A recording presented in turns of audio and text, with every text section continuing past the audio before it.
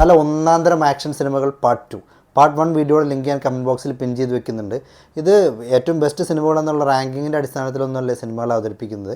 ഞാൻ കണ്ടിട്ട് എനിക്ക് ഇഷ്ടപ്പെട്ടിട്ടുള്ള, നിങ്ങൾക്ക് കൂടി റെക്കമെൻഡ് ചെയ്യണമെന്ന് തോന്നിയിട്ടുള്ള സിനിമകളെ ജസ്റ്റ് റാൻഡമായിട്ട് സെലക്ട് ചെയ്ത് പ്രസൻറ്റ് ചെയ്യുകയാണ്. എല്ലാ സിനിമകളിലും നല്ല അടിപൊളി ആക്ഷൻ സീനുകളുണ്ടായിരിക്കും, അത് ഗ്യാരണ്ടിയാണ്. ടാക്കീസ് മീഡിയയുടെ പുതിയൊരു അധ്യായത്തിലേക്ക് ഒരിക്കൽ കൂടി സ്വാഗതം.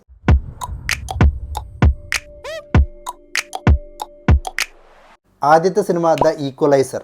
ഈ സിനിമയെക്കുറിച്ച് പറയാനാണെങ്കിൽ ഡെൻസൽ വാഷിങ്ടൺ എന്ന് പറയുന്ന നടൻ്റെ ഒരു സ്വാഗ്, ഒരു ഓൺ സ്ക്രീൻ ആറ്റിറ്റ്യൂഡ്, ഇത് രണ്ടും മതി പടം കാണുന്നത് മുതലാവാൻ. പുള്ളി ചുമ്മാ അങ്ങ് അഴിഞ്ഞാടിയിരിക്കുകയാണ്. ശാന്തമായ ജീവിതം നയിച്ചുകൊണ്ടിരിക്കുന്ന നായകന് ഒരു ചെറുപ്പക്കാരിയായിട്ടുള്ള പെൺകുട്ടിയെ രക്ഷിക്കുന്നതിന് വേണ്ടിയിട്ട് വീണ്ടും ആ പഴയ വയലൻറ്റ് CI ഓഫീസറായിട്ട് മാറേണ്ടി വരുന്നു. തുടർന്ന് നടക്കുന്ന റഷ്യൻ മാഫിയക്കെതിരായിട്ടുള്ള പോരാട്ടമൊക്കെയാണ് സിനിമയിൽ. നല്ല ഗംഭീര പടമാണ്. ഈ പടത്തിന് ദ ഈക്വലൈസർ 2 and 3 എന്നിങ്ങനെ 2 തുടർ ഭാഗങ്ങൾ കൂടിയുണ്ട്. അടുത്തതൊരു ജാപ്പനീസ് മൂവിയാണ്. കാര്യമായിട്ടുള്ള കഥയൊന്നും പ്രതീക്ഷിച്ച് നിങ്ങൾ സിനിമ കാണുകയേ ചെയ്യരുത്. മറിച്ച് നല്ല ഇടിവെട്ട് ആക്ഷൻ കാണണമെന്നുണ്ടെങ്കിൽ ഇത് ബെസ്റ്റ് ഓപ്ഷനാണ്.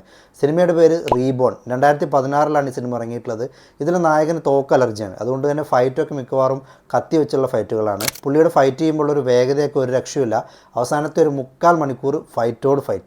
ബ്രയാൻ എന്ന് പറയുന്ന മുൻ സീക്രട്ട് സർവീസ് ഏജൻറ്റിൻ്റെ മകളെ മനുഷ്യക്കടത്ത് സംഘം തട്ടിക്കൊണ്ടുപോവുകയാണ്. മകളെ തട്ടിക്കൊണ്ടുപോയാൽ അച്ഛൻ വെറുതെ ഇരിക്കുമോ? പ്രത്യേകിച്ച് ഇങ്ങനെ പോലെ ഒരുത്തൻ. സിനിമയുടെ പേര് ടേക്കൺ. ഒരു കംപ്ലീറ്റ് ലിയാം നീസൺ ഷോ എന്ന് തന്നെ പറയാവുന്ന ഒരു സിനിമയാണത്. അദ്ദേഹത്തിൻ്റെ കരിയറിൽ ഏറെ വഴിത്തിരിവിന് വഴിതെളിച്ചിട്ടുള്ളൊരു സിനിമയാണത്. ഇവിടുന്ന് അങ്ങോട്ട് പിന്നെ പുള്ളി ഒരു ആക്ഷൻ ഹീറോ ആയിട്ട് മാറുകയുണ്ടായി. ഈ സിനിമയ്ക്കും 2 തുടർഭാഗങ്ങളുണ്ട്. ഇടിയുടെ പൂരം.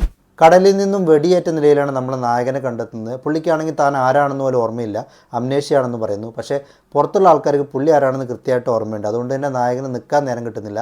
ബോൺ മൂവി സീരീസിലെ ആദ്യത്തെ സിനിമ the Bourne identity. Matt Damon ആണ് ഈ സിനിമയിൽ നായകനായിട്ട് എത്തിയിട്ടുള്ളത്. ഈ ഒരു മൂവി സീരീസിൽ മൊത്തം 5 സിനിമകളുണ്ട്. അതിൽ 3ാമത്തെ സിനിമ ദ ബോൺ അൾട്ടിമേറ്റം. വേണമെങ്കിൽ ഇതിനേക്കാൾ കിടുവാണെന്ന് പറയാം. എല്ലാം കണ്ടു നോക്ക്. ഒരു പടം കൂടി പരിചയപ്പെടുത്താം. നമ്മുടെ മാർവലിൻ്റെ സ്വന്തം തോർ ക്രിസ് ഹെംസ്വർത്ത് നായകനായിട്ട് എത്തിയിട്ടുള്ള നെറ്റ്ഫ്ലിക്സിൻ്റെ പക്ക ആക്ഷൻ സിനിമ എക്സ്ട്രാക്ഷൻ.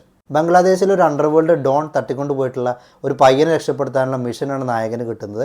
ഇന്ത്യയും ബംഗ്ലാദേശും ഒക്കെ തന്നെയാണ് പ്രധാന ലൊക്കേഷനുകൾ. ഇതിലൊരു സിംഗിൾ ഷോട്ട് സീൻ കിഡുവാണ്. പഴയ ബോംബേതൊക്കെ തന്നെയാണ്, പക്ഷേ അടി എന്ന് പറഞ്ഞാൽ 1.5 അടിയാണ്. ഈ പടം ഇഷ്ടപ്പെട്ടെങ്കിൽ ഇതിൻ്റെ 2ാം ഭാഗം എക്സ്ട്രാക്ഷൻ 2 കൂടി ഒന്ന് കണ്ടേര്. ഈ സിനിമകളൊക്കെ എവിടെ കാണാൻ പറ്റുമെന്നും കൂടി പറയാം. സാധാരണ വീഡിയോ ചെയ്യുമ്പോൾ എല്ലാവരും ചോദിക്കുന്ന ചോദ്യമാണ് ഈ സിനിമകളൊക്കെ എവിടെ കാണാൻ പറ്റും എന്നുള്ളത് കൂടി ഒന്ന് പറയണമെന്ന്.